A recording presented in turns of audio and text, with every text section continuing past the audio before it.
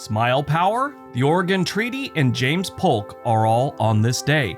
Welcome back to On This Day. Today's date is June 15th, 2022. It is your 166th day of the year. We got 199 days left in 2022. It's the 24th Wednesday in the 25th week and the 88th day of spring. Less than a week until summer. 6 days. If today's your birthday, your birthstone is an alexandrite. I'm not even sure what that is, but it could also be a pearl or a moonstone. Today is National Smile Power Day. Yes, it's a thing. As my dad would put it, sounds like some hippie holiday. But it's not. On June 15th each year, National Smile Power Day shares one powerful expression. From the first good morning greeting to the first how may I help you, present yourself with a smile, everyone. No matter where you're employed, job seeking, retired, looking for new horizons, start the day off with a smile. That's what the website says. All right, let's see what else June 15th has given us. 1752, Benjamin Franklin proves that lightning is electricity.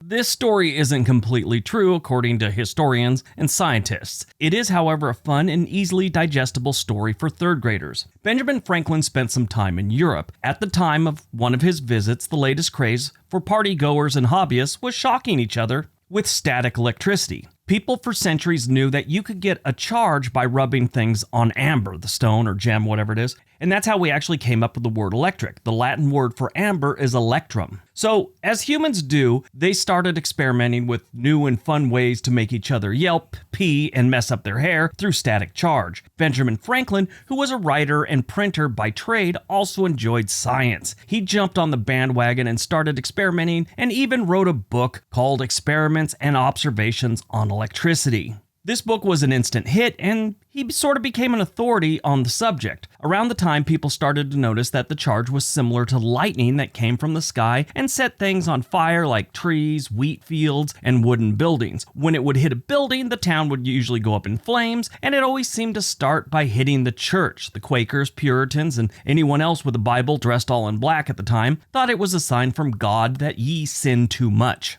Benjamin Franklin thought it probably had more to do with the giant metal cross on the top of the tallest building in town. He decided to prove it wasn't because of sin and had more to do with what was going on in the clouds. Without getting too into it, storm clouds have a negative and positive charge. When these become too unbalanced compared to the Earth, it lets out a column of charged ionized gas known as lightning. So Benjamin Franklin took a kite, added a nice little metal tip, some silk string with a key on the end of it, and sent it up into a storm cloud before it got too unbalanced. It still had a positive and negative charge and wasn't too unbalanced, so a little bit of electricity came down the string, electrified the key just a little bit. He touched it, he got a little spark, a little shock, proving that lightning or storm clouds were electric, not a message from God. If this kite would have actually been hit by lightning, he and his son William, who was assisting, would have been toast, and John Adams would be on the $100 bill right now, and rappers would be rapping about It's All About the Jonathans. 1804, New Hampshire approves the 12th Amendment to the United States Constitution, ratifying the document. This has to do with the Electoral College and the Vice President, stuff like that. 1836, Arkansas is admitted as the 25th U.S. state, making them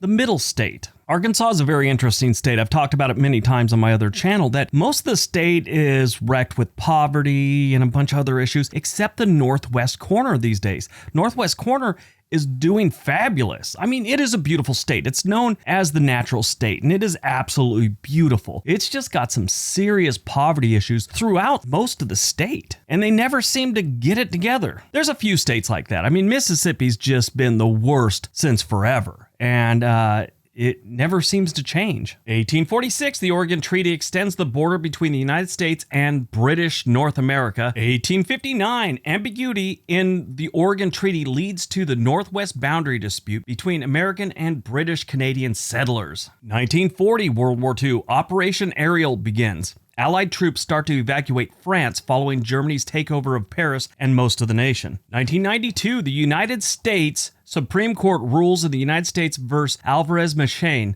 that it is permissible for the United States to forcibly extradite subjects in foreign countries and bring them to the United States for trial without approval from the country they happen to be in. This is because Alvarez-Machain was a doctor. In Mexico, a drug enforcement agent from the United States was captured by a drug cartel. Well, they tortured him and interrogated him to the point where he died a couple times. And Alvarez was a doctor, physician. He kept him alive so they could interrogate and torture him more. The DEA agent eventually died. Well, the United States requested that Alvarez be extradited to the United States. Mexico could never get a hold of him or really didn't try, whatever the case may be. So the United States got some Mexican nationals to capture him and deliver him to the United States. And a court case happened that this was illegal. Well, the Supreme Court decided it wasn't illegal. And now you really can't escape justice from the United States, no matter where you go. Movies released on June 15th. 1988, Bull Durham. This was a really good movie. Sports comedy film depicting the players and fans of a minor league baseball team called the Durham Bulls. Sports Illustrated named this as their #1 greatest sports movie of all time. It starred Kevin Costner, Susan Sarandon, Tim Robbins, Robert Wall. It was a great movie. You ever get a chance and you've never seen this one? Watch it. Born on June 15th, 1932, Mario Como. Also, my wife was born on June 15th, but Mario Como was born quite a few years before her. He is an American politician and Democrat who between 1975 and 1994 served as New York's Secretary of State, Lieutenant Governor, and the Governor. He came to national prominence after giving the keynote speech at the 1984 Democratic National Convention, which he criticized the policies of then-President Ronald Reagan. He had 5 children. He had Margaret, Andrew, who eventually became the governor of New York himself, which he just resigned because of some kind of sexual harassment claim that, last I checked, was considered to be BS, and he probably shouldn't have resigned, but he did anyway. And he also is the father of Chris Como, who was a CNN anchor, and he resigned because he's also a lawyer. He was offering help to his brother's defense when these accusations were made about his brother. Well, that's not kosher when you're working for a company that's actually covering this as news and you're on the inside. So he resigned because of that. Died on June 15th, 1849, James K. Polk. He was the 11th president of the United States who led the nation to victory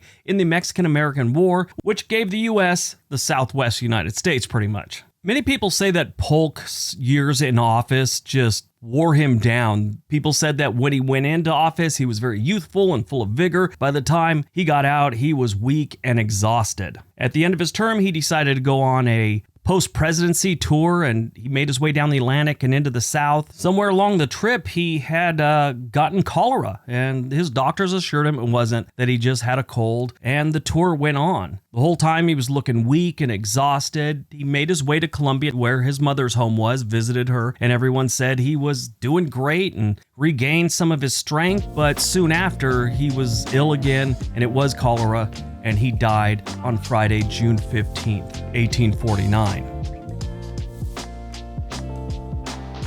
All right, that's today's video. Hope you guys enjoyed it. Hope you got some information out of it. Now go out, have a productive day, and be nice to each other.